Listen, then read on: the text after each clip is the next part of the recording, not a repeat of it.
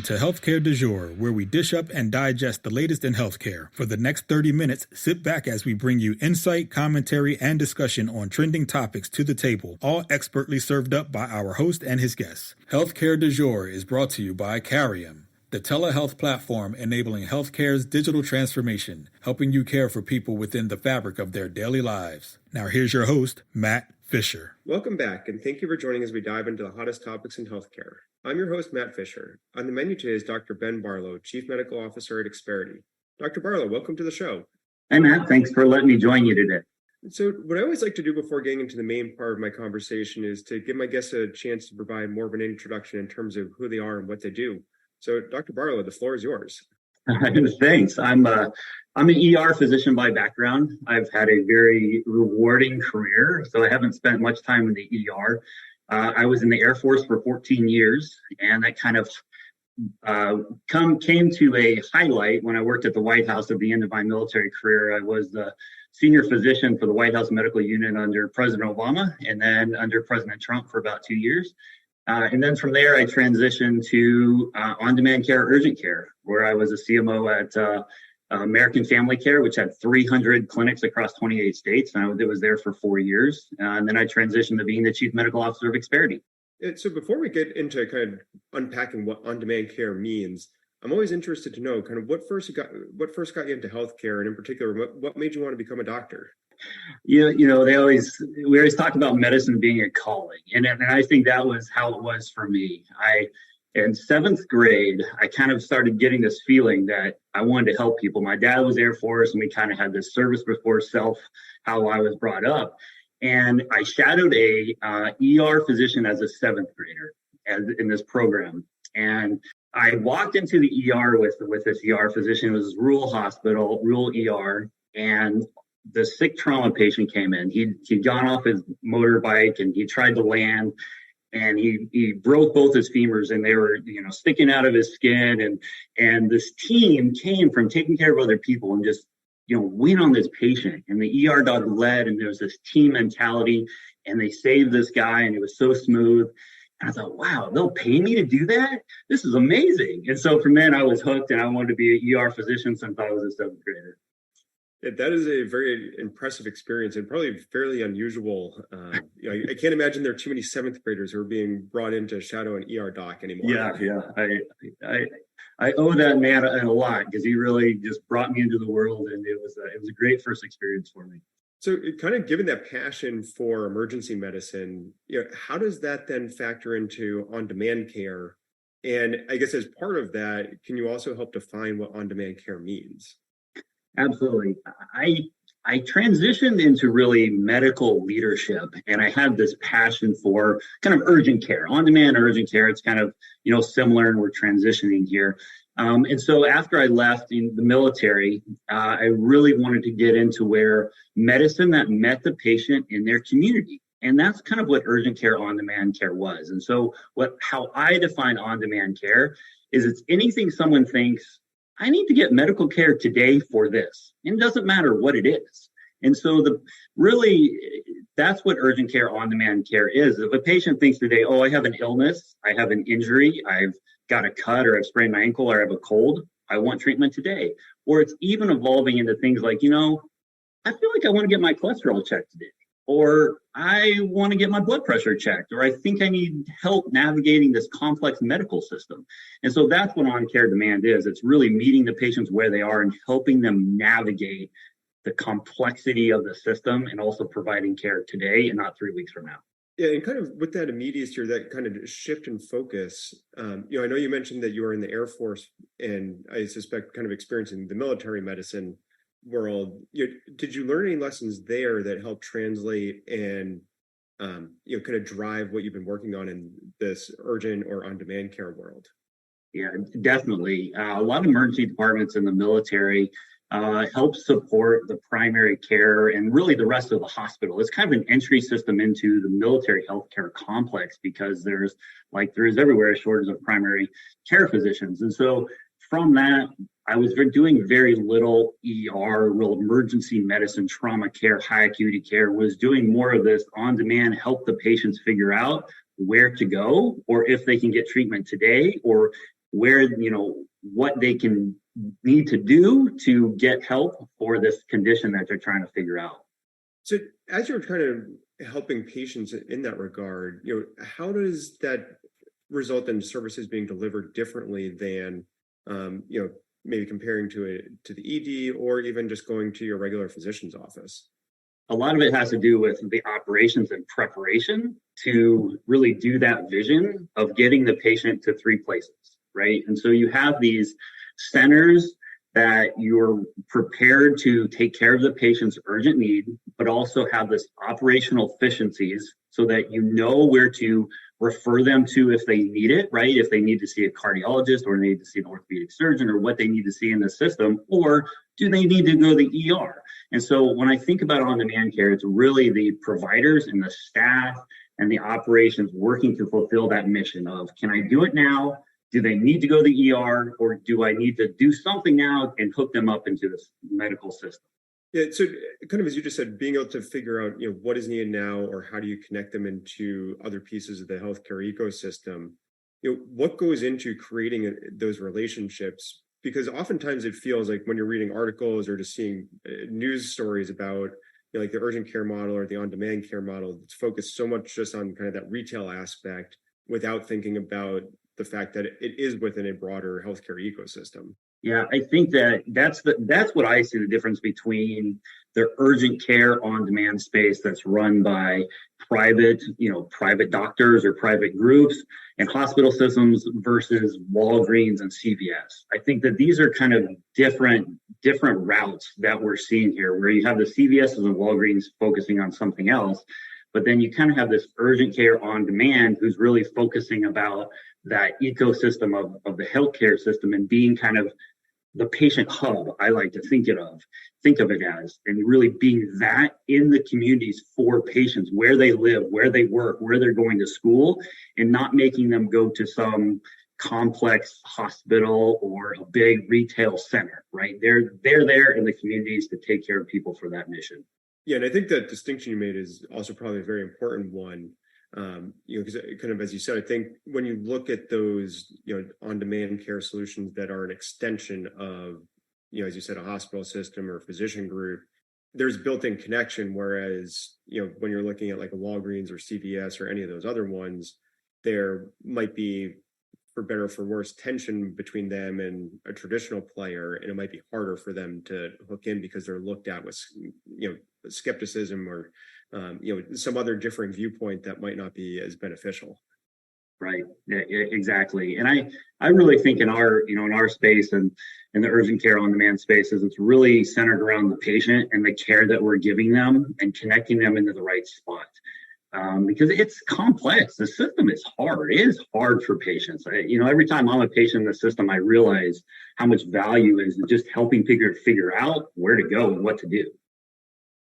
Oh, yeah, no, that is definitely true. It's, even people who are within the system and feel like they have a good understanding of how healthcare works, once they've kind of flipped into a different experience or interaction with the healthcare industry, you realize just how complex it is, even if you kind of have that theoretical understanding of it from, being a professional within it.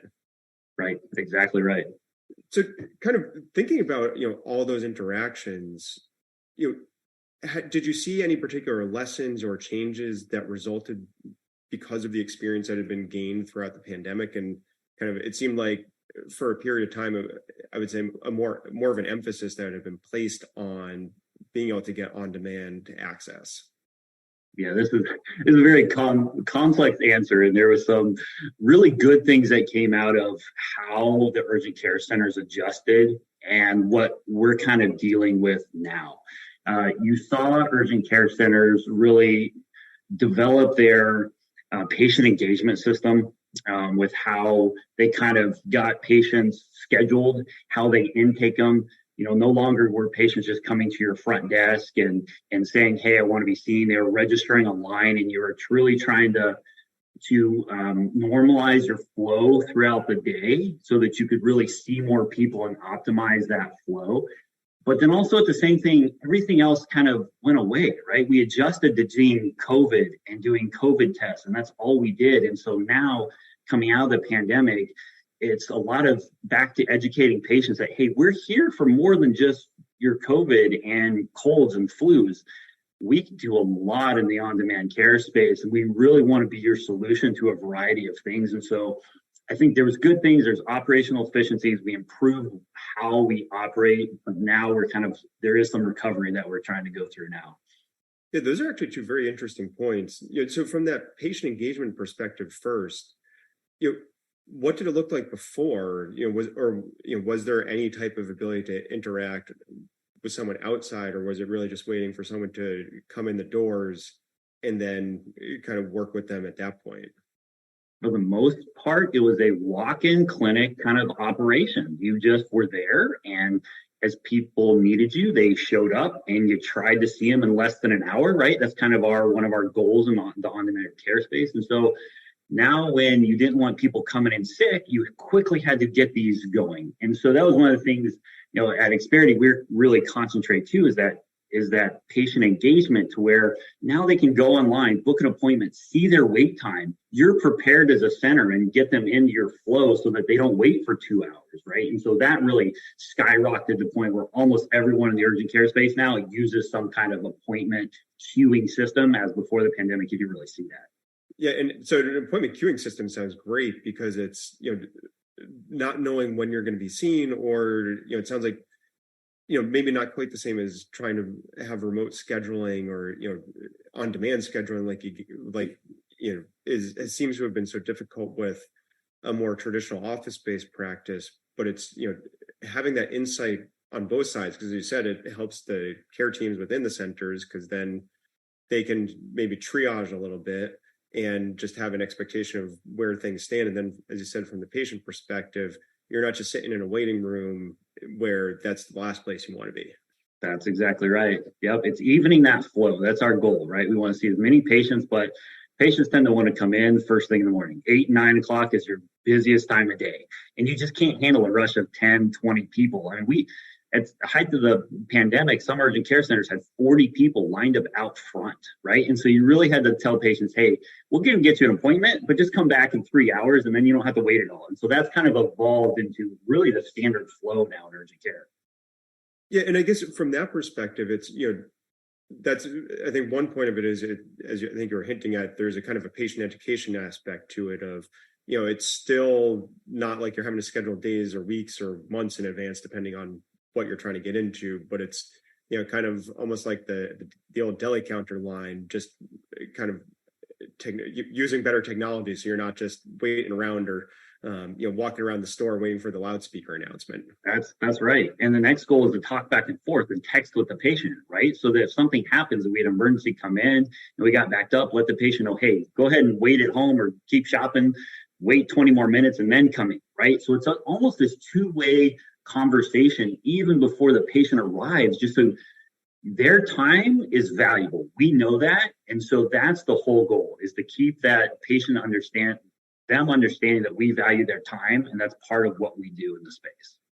Yeah, so for that two-way interaction, kind of what's the sophistication of that right now, and then where would you like to see it continue to build towards?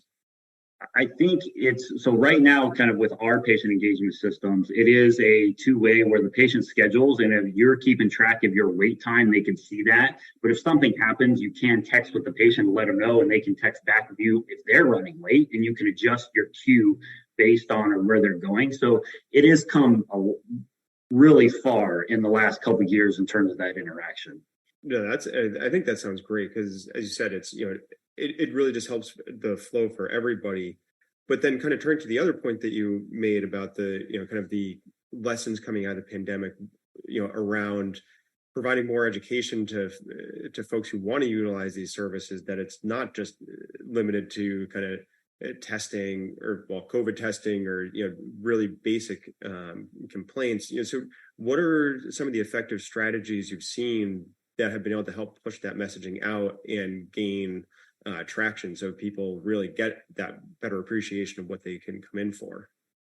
In clinic, really education is one of the main parts. And so there's a big unkept or unaddressed need for chronic medical conditions or for immunizations or for the other things that patients just don't know they need. And so one of the things, I'm located in the South, and a lot of the urgent cares I've worked in the South, a lot of people have undiagnosed diabetes or hypertension. And so let's say you come in with your flu or cold and your blood pressure's through the roof, or I ask you about some of these chronic conditions, and we'll say, hey, we're going to address this today, but I really want you to come back in a couple of weeks when you're feeling better, and let's address the fact that your blood pressure probably needs to be controlled, or that you've never.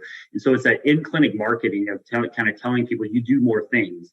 And then it's the follow-up engagement with the patients, because now that they've seen you, contacting them again and really following up with them and educating them on the things that they may not even know that they need to help them improve their health in their daily lives. Yeah, and I think kind of that interaction, that communication, as you were saying, is very key. And for those of you just joining, I'm talking about Dr. Ben Barlow of Experity, and we've been talking about on-demand and care and the evolving nature of it. And kind of that last point we're talking about is that kind of the patient education, along with patient education around the scope of services that can be provided, is there also clinician education to get people to fully appreciate just what they can be doing as kind of that extension of the other services within an organization?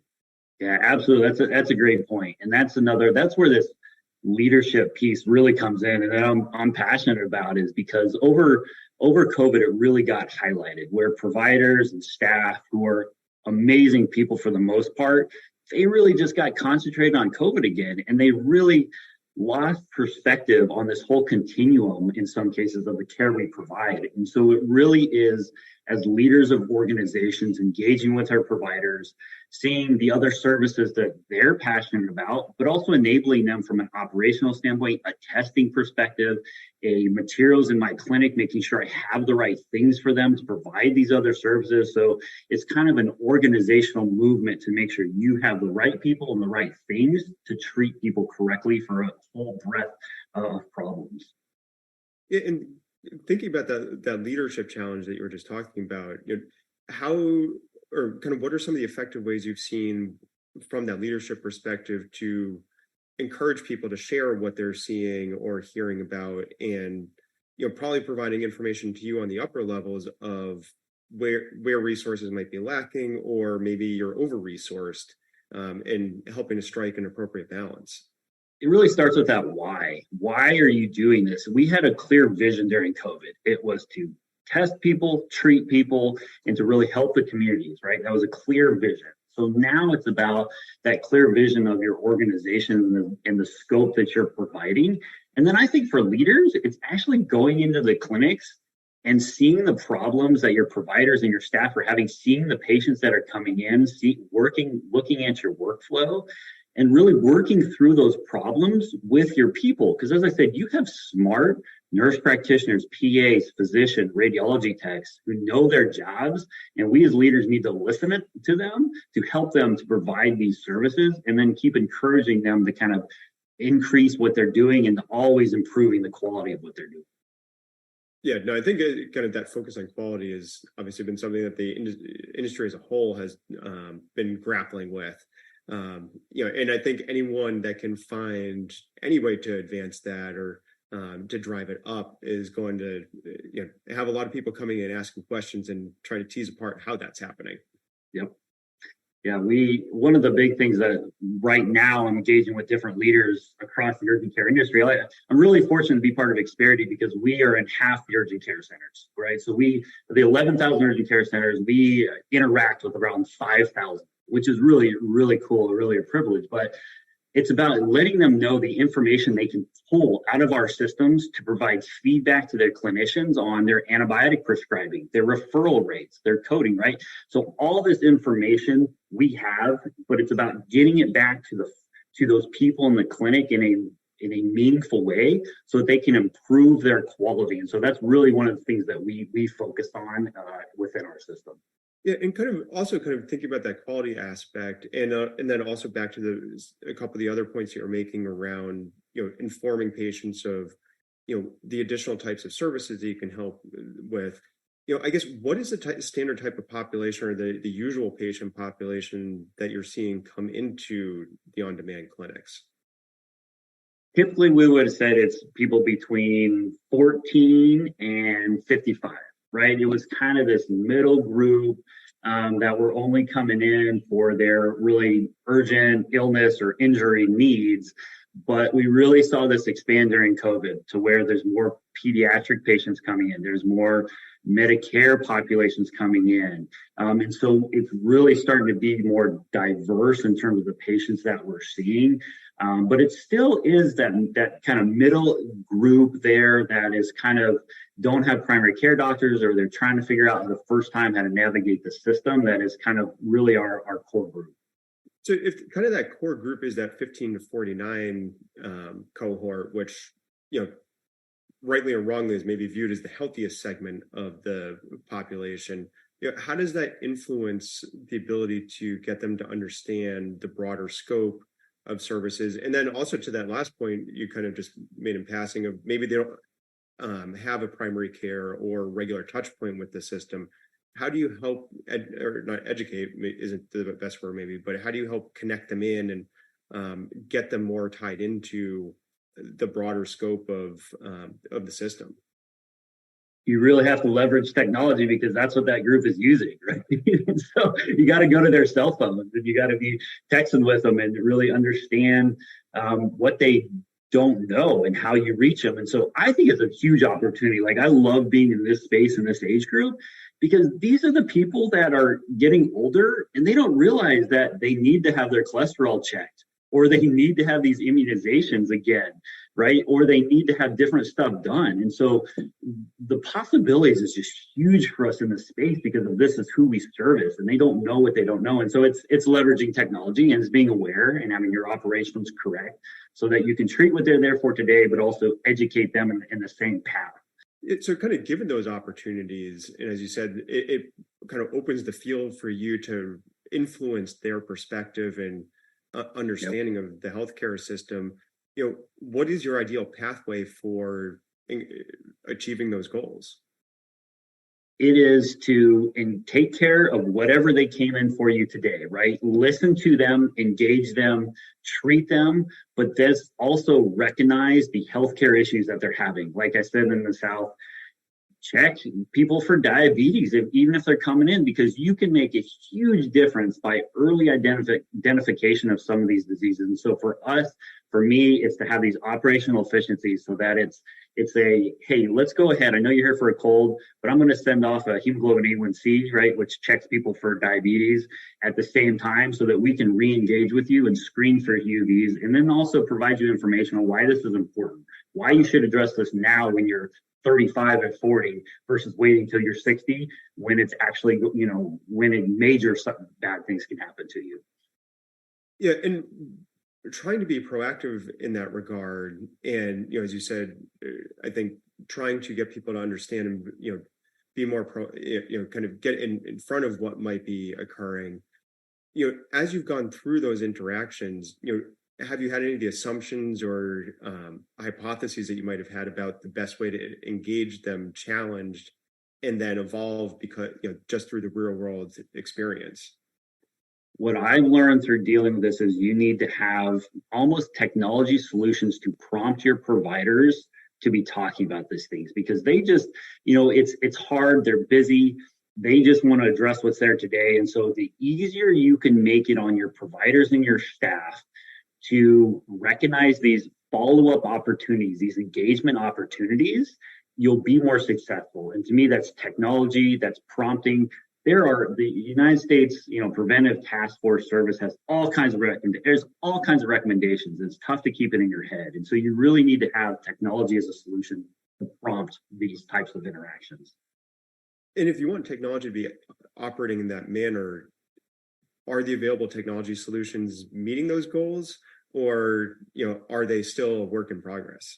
I think it's still a work in progress, but medicine, I always think it's a work in progress because we're always learning from our patients. We're always learning new things, and technology is always evolving. And so it's always going forward to see how we can do things better. And so it's different because then you have all these privacy and HIPAA and all this other stuff too. So you have other complexities that come into it while you're trying to keep up with technology. Yeah, no, I think that's a great point. It's, I think, as you said, everything should always be viewed as a work in progress, because if you ever feel like you've gotten all the answers, then you're probably not asking the right questions. That's right. Yep. So kind of even coming from that perspective, I guess, what would you like to see technology do, or what recommendations would you give for maybe some of the technology developers of what they should be focusing on, because maybe they're not fully aware of that on the ground experience that you have? Honestly, that's why I'm at Experity, because I really think that we have a long way to go in terms of the technology and how to engage patients better. And to me, it's all about what I was talking about earlier, those workflows and taking down any barriers to care and barriers to information for providers to quickly access the information and to act on it, right? We have an hour. I have an hour when that patient walks in my door to when my patient leaves. I have an hour. I need to take care of what they're there for, but I also need to recognize their current healthcare problems that they don't know about, screen them, and provide recommendations and enter them into the system. And so that flow is a complex flow that is different for every patient, that we really need to fine tune with technology, because the providers, they just need help getting this done fast and efficiently. Yeah, and I think that's a great point, because it's, as you said, if you can focus on that efficiency and supporting what is going on, as opposed to trying to maybe just break things apart and impose what, the outside thinking feels like it should be, if you keep going with that approach, you're going to cause a lot of frustration. But believe it or not, we're already almost at the end of our time. So I'm going to pose one final question, which is, what do you think is the biggest opportunity for the healthcare industry at the moment, and how can it go about seizing that? When I think about the healthcare industry as a whole, and I'm just going to really think about the whole system, but then us and on-demand healthcare, it's really getting this quality care initiative to the next level. We need to stop doing the things that don't matter and do more of the things that do matter. And to me, that means these operational efficiencies that help patient identify some of these well-being things that they need to be addressing, these chronic, their acute issues, but also their chronic condition, things that affect their lifestyle, and helping the people, the providers and the staff in the clinics do them fast and accurately going forward. Once we can do that, quality will improve, cost will go down, and the whole system is going to get better. Yeah, no, I think a very inspirational message to finish with, because, as I said, believe it or not, we are already out of time. I want to thank my guest, Dr. Ben Barlow, for a great conversation today. Yeah, thanks, Matt. I really enjoyed it. And thank you to everyone listening. Keep the dialogue going and connect with me at #HCDEJURE. I'm Matt Fisher. Until next time.